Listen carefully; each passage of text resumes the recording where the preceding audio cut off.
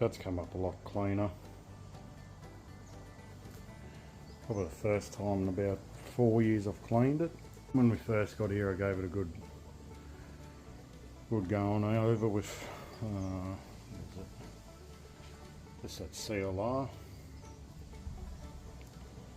when it was empty. I never did the walls though, it's got like this mouldy sort of shit on it. So as I've been cleaning up the walls, I've been sort of soaking it with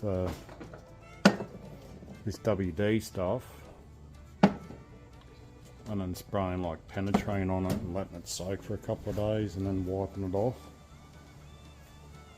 And then, yeah, sort of board it up then. That way it sort of seals it, like you still get airflow through the channels. But so yeah, that's a lot cleaner.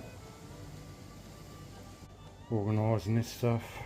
I still haven't got, I keep forgetting, I've been into super cheap twice now, and both times I've forgotten to get a little bit of fuel on.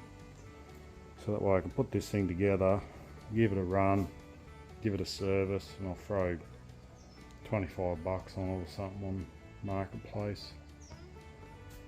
It's too light a duty for out here. This one's far better. The old man got me this for $50 from a like an op shop, charity shop. The only thing I wish it had was a proper air intake snorkel with the same thing to get that air filter up above the dust cloud and that. Stuck around during my boring videos of the bloody Cub Cadet. Thanks for watching.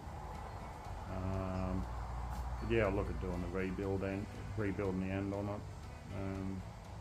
Yeah, whatever else comes up in between. So I'll catch you later.